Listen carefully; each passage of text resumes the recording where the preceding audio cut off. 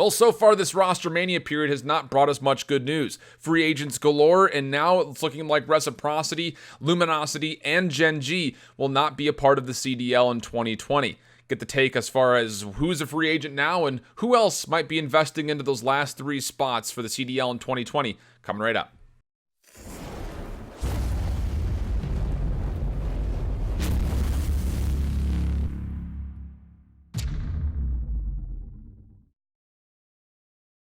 Well, COD fans, this is not along the same kind of positive vibes that we're trying to build in the channel. This is a lot of bad news for a lot of different teams and players, and I'm sure for most of you, a lot of fans out there as far as what we're getting wind of here on Wednesday of our Rostermania period for the teams that are from the CWL that have also purchased spots in the CDL. Again, there's only really 3 teams out there right now as far as who can make moves, and those moves are just securing spots. So this first week's going to be a lot of bad news for a lot of people. First and foremost, we are getting reports coming through from Esports that Luminosity and Gen.G will not be buying into franchising spots for the 2020 season of the Call of Duty League. Beyond that, Reciprocity has made some pretty drastic moves as far as moving just about everybody, as far as we can tell through Twitter posts, onto restricted or unrestricted free agency, which is giving us the hint that Reciprocity will not be a spot for the CDL in 2020. I want to break down those moves first, and then we'll talk about our 3 teams more specifically as we get through the roster moves going into it. So as we mentioned, Gen.G, that's the first team that we're going to be taking a look at here. They have been making some pretty considerable moves, putting a number of their players on restricted or unrestricted free agency. Those 3 that we've gotten confirmation on so far are from Havoc, Mox, and Nagafin. Gen.G, it's interesting because this is a roster that obviously had a lot of high hopes going through, specifically for COD, that didn't end up performing to expectations, only a top 32 finish, finishing last in their pool. But beyond that, as an organization as a whole, Gen.G is one of the wealthiest esports organizations in existence currently. So when these moves were initially posted, I was in the frame and about to start making this video saying, well, don't ease up yet. We haven't heard anything from Major Maniac or from Envoy yet, which I think a lot of people would argue are 2 of the more solid parts of this squad, or at least consistently have been 2 of the solid parts of this squad. But now we're starting to hear reports coming out of Esports that this organization will not be buying into the CDL at all. This is an interesting conversation point. Again, we'll come back to that here in a moment, but I wanted to get you guys at least the information as far as which players have confirmed, at least at the time of this recording, which is right around 7 o'clock p.m. Eastern time on the 28th, Wednesday. Those were the 3 players that we've heard from so far. In other news, though, Reciprocity has also kind of made a handful of announcements as far as their moves. Zed, Dylan, Alex, and Waskins have all confirmed that they will be restricted free agents going into next year, which is really kind of giving us the theme that Reciprocity will likely not be a part of it. Beyond that, we're not getting any other confirmations as far as moves. A handful of rumors are floating around that the Enigma 6 team will all be put on restricted free agency, but we have no confirmation on any of that yet, so I wouldn't really hold much weight to it. But so far, it's looking like Reciprocity will be out. Gen.G as well will be out. But how about this?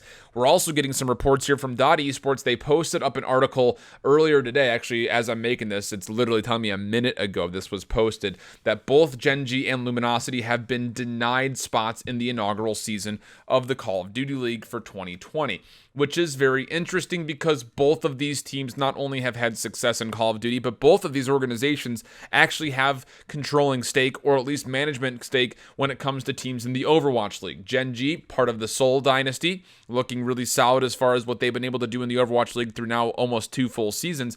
And then Luminosity is actually the management staff that's taking care of the Vancouver Titans from the Overwatch League. They are not the primary investors, but they are operating the Vancouver Titans behind the scenes. So there is experience for both of these teams in the Overwatch League, and that's why at the beginning of all of this rumors and all of these speculations as far as which teams would be investing in the CDL, why I put a lot of weight on both of these organizations as a whole. Now, you got to keep in mind that for Gen.G, this is a company that's based out of Korea, where Call of Duty has very little, if any, following whatsoever.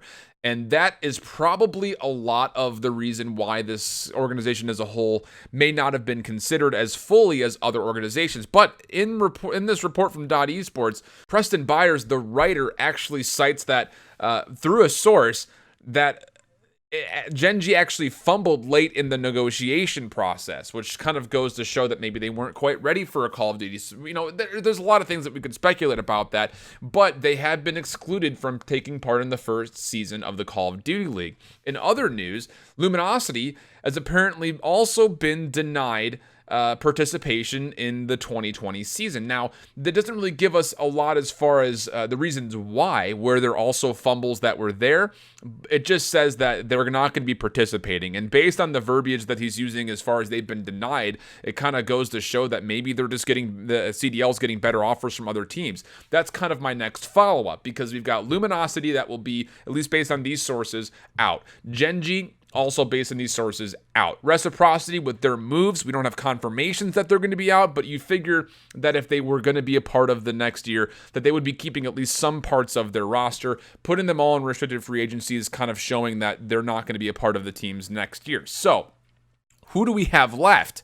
Because there's still at least 3 spots that we're looking to go through. I'm going to go through our previous list that we were talking about. The first organization, well, not really an organization anymore, but the first move that I potentially seen coming through would be out of a spot out of Houston.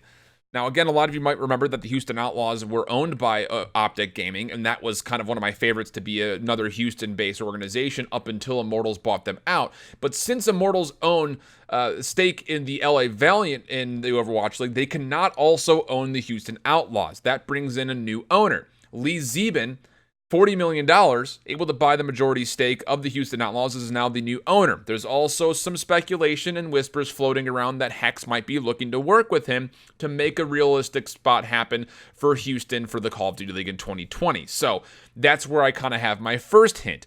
100 Thieves not looking nearly as likely after some of the reports and some of the interviews that we've been hearing from Nadeshot in specific. I really can't see that 100 Thieves would be passing on it, but not having LA, not having the brand, it's not looking super likely. We know that Gen.G will not be there.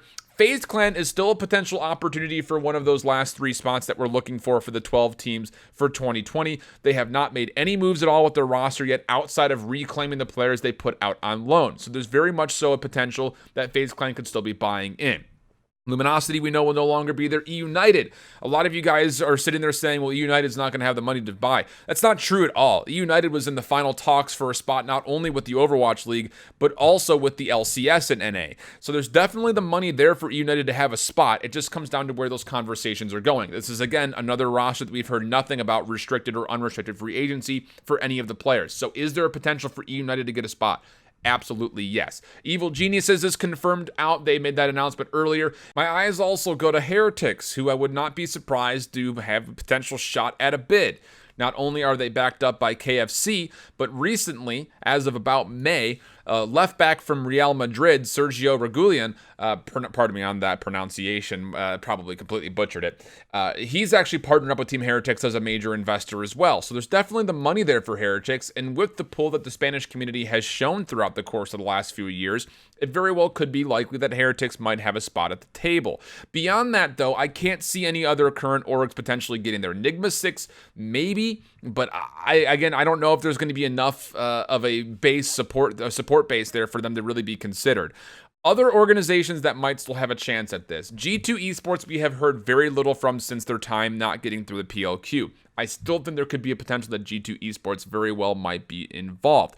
Beyond that, though, I think your most realistic as far as organizations that will be in those last 3 investors are going to come from investors that are currently involved in the Overwatch League. I'm looking at Cloud9, who are built into the London Spitfire. It seems a little strange that they would not have announced that they got a spot yet. I don't know if it's necessarily just the fact that they don't have as much experience with COD in the last couple of years specifically, or if it's a simple fact that they might just not be interested in the CDL. But Cloud9 is definitely one of those major organizations that could still provide some hope, maybe even for London to be based out of the London franchise. But I don't want to put any speculation to that because there's no real way of us knowing if that's in fact going to happen. Beyond that, though, I'm still looking at mostly Overwatch League investors. I can't see really anybody else that's out there that had previous COD experience getting involved. Team Liquid, can't see it happening. Complexity, don't really see it happening at this point. Counter Logic Gaming, not really seeing it happening. But I'm looking at Comcast Spectacor, the organization that owns the Philadelphia Fusion, as potentially being an opportunity. NRG Esports out of San San Francisco with the San Francisco Shock could very well still be a possibility. And then the Kraft Group, which owns the Boston Uprising. Those are my three that I'm currently looking at. And generally speaking, the biggest opportunities, I would say, out of teams that are not currently involved with Call of Duty still getting involved because of their background with the Overwatch League. It just comes down to, will those in fact be confirmations? Hard to say right now. So at the moment, like I mentioned, I'm looking at Cloud9, I'm looking at Heretics, I'm looking at FaZe Clan, I'm looking at the Houston spot between maybe Hex and Lee, and then I'm looking at Comcast, Spectacor, NRG Esports, and Kraft Group. That's about 7 different options right there for those last 3 spots. And it just seems strange because, again, the wording of that article came down to the simple fact that they were denied spots. It wasn't that they weren't interested, it's that they were denied. They were not allowed to come through. So there is still conversations that are going on, especially if Gen.G were in the late game negotiations, just weren't able to get things finalized. It kind of goes to show that there will still be some moves coming through. We're not going to be held to just 9 teams. I don't imagine we'll be held to 10. I would still anticipate seeing 12. It does not look as likely to get 16. So especially with the denials coming through, I imagine that we're going to be looking at a 12-team CDL in 2020. It just comes down to who those last 3 spots will come to. Beyond that, we're going to be getting a lot more restricted free agent moves, I think, just generally throughout the next week or so. And until these last 3 spots are confirmed, I don't know as far as how much actual confirmed signings we're really going to hear about up until we see what the full 12 teams will look like.